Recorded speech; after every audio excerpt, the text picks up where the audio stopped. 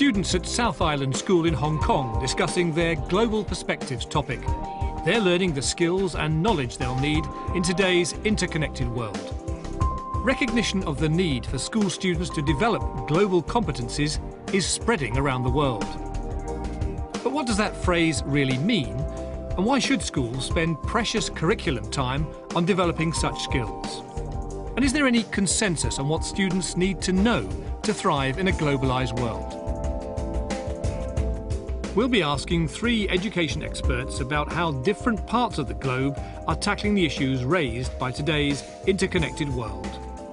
Here at Stanford, you see the globalization of the student population as well as anywhere else. I just came from a public policy course, and half the students in the course were from other countries, as is true of much of the student population here. But first, what do we mean by an interconnected world, and why is it relevant to schools? In his international bestseller, The World is Flat, Thomas Friedman did much to popularise the idea that all countries now operate on a level playing field in economic terms, with business activities taking no account of national borders. For schools, this implies a conceptual shift, recognising that today's students will study, work and travel in a much more interconnected world. At Stanford University, Professor Linda Darling-Hammond is head of the School of Education. Today, the rate of immigration, of globalization and information, of globalization of the economy is going at such a rapid pace. Many of the top Fortune 500 companies in this country employ most of their employees in other parts of the globe. So all of our young people are going to be growing up in this flat world. Where are the jobs for these global students, and what skills do businesses want? Jaideep Prabhu is Nehru Professor of Indian Business at Cambridge University. In the last 10 years or so, we've seen a revolution in the location of global R&D and innovation. I've studied the Fortune 500 companies, for instance, the world's largest companies, and we see that places like India and China have become increasingly attractive destinations for them to locate large R&D centers. And the major reason for this is the availability of very large numbers of people with a science and engineering background. However, managing this talent is also one of the challenges for these companies. The big challenge they find is that while these people are extremely skilled, only a top percentage are really skilled to a global standard. And then even those don't necessarily have the managerial capabilities and the creativity and entrepreneurial skills that are needed to be innovative in the 21st century. Dr. Thomas Chung runs Hong Kong's Education and Assessment Authority. Hong Kong is an international city. Every year, a lot of our students go overseas to further their studies. And at the same time, Hong Kong is an education hub, meaning that we want overseas students to come to study in Hong Kong. They can study in our secondary schools as well as in our tertiary institutions. The whole notion of thinking about the life course as being a global life course, that you're likely not to just stay in your little community, but that you may very well be working, attending the university or some program abroad, is also showing up in more and more exchange programs, more and more efforts to help people become globally competent. So what are the implications for students? What skills will they need? I think the leading states in the United States are really focused on developing a set of global competencies that are very different than the way we've conceptualized education in the past. The notion that people need not only to understand other cultures, that they need to develop multiple languages is a very new idea in many parts of the education system. The uses of new technologies. We have classrooms of students who are connected to classrooms of students in Africa, in Asia, in Europe, doing scientific experiments together, trading information, solving problems together. So just beginning that platform of interconnectivity is very much on the agenda. Clearly, technology is important. One of the reasons why we live in an interconnected world is because of technology. Things like computers, the internet, mobile phones. But just having technical skills, again, is not sufficient. Innovation requires much more than that.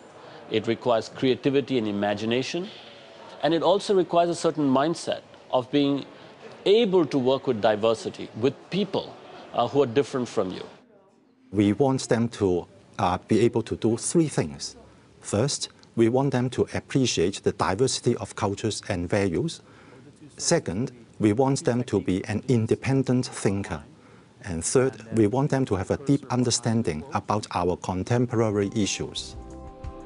But moving from a traditional model of schooling to one appropriate to the modern interconnected world presents challenges. The past tends to keep a strong hold on the present. We had an event in 1893. A committee of 10 esteemed people got together and set out a curriculum that has guided American high schools for more than a century since then. There are still people who are very wedded to the curriculum of 1893, but it's becoming clearer that the 1893 curriculum is not going to get us where we need to go. So this is a challenge everywhere around the world. But if we take India, for instance, a country that I know quite well, the challenge there is that the education system is particularly traditional. There's a particular emphasis on textbook learning and on doing well in exams, particularly in science and technology. However, increasingly, they will have to find ways of going outside that core curriculum, providing people experiences, challenging them to come up with new ideas, giving them the ability to challenge traditional knowledge and authority, and also a sense of the diversity of the world. They're going to have to impart experiences that expose Indian students to the way the world is in the 21st century. Tradition is hard to break. Reform can be controversial, disruptive, and expensive. So what are the main challenges in different parts of the world? In order to meet the needs of the education reforms, we have to do a lot of things. First, we have to have a lot of consultations. This is important because we know that the different people will have different views and different stakeholders will have different needs. And in order to make sure that our education reform will succeed, we must assure ourselves that our stakeholders appreciate and understand all the series of education reforms. Second, after we have finalized the details of the education reforms, we must try to communicate to our stakeholders. Otherwise, they will still have a misunderstanding about what we are going to do. Last but not the least, we know that the teachers are the main drivers of education reforms, and therefore, we must try to provide as much teacher training as we can provide to ensure that our academic visions and our ideologies can be conveyed in the classroom. I think in the United States, one of the biggest challenges we face in trying to help students develop these global competencies is, frankly, our standardized testing system, which is built on the old-style, backward-looking 19th century curriculum in many places. It is about the multiple-choice representation of a bunch of discrete facts. In the United States, we have very unequal allocation of resources, and we spend much more on the education of wealthy students than on the education of the poor. And in those under-resourced schools, it's very hard to get beyond the basic old-line textbook curriculum to begin to develop those skills. There are many ways to develop global competencies. So what practical steps in terms of curriculum and assessment reform are countries taking to prepare pupils for tomorrow's workplace? I think it's fair to say that the United States as a nation does not really have a plan to develop global competencies for all of its students. But individual states are getting ahead of the curve and are really thinking about this. I think the big question for us is whether the rest of the country will organize itself soon enough to really get on board. You increasingly need to give people experiences and give them projects and assignments that will take them outside that classroom and the textbook. How do you then monitor and evaluate these things? How do you grade people on the basis of their creativity and their ability to manage people? Those are things that only, in a sense, come through experience rather than simply book learning. In 2009, we have started a new education reform.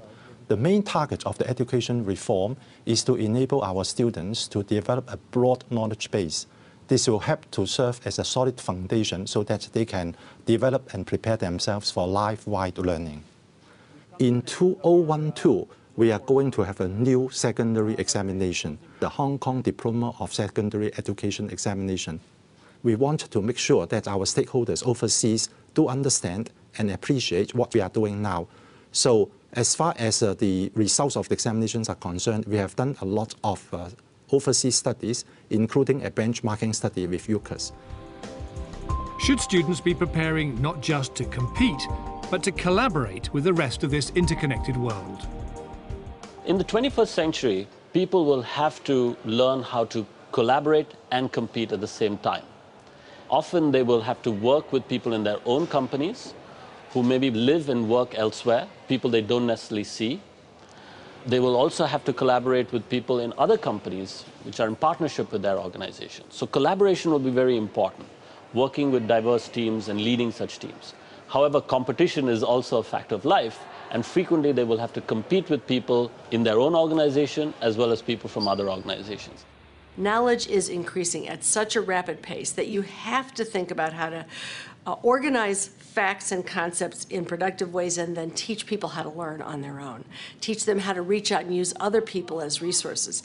Teach them how to think about knowledge as not held in one single book or one single classroom or one single school or even one single country, but that knowledge is going to be built and communicated across the entire world using the World Wide Web, and the skills of being able to do that is what kids are going to need to master.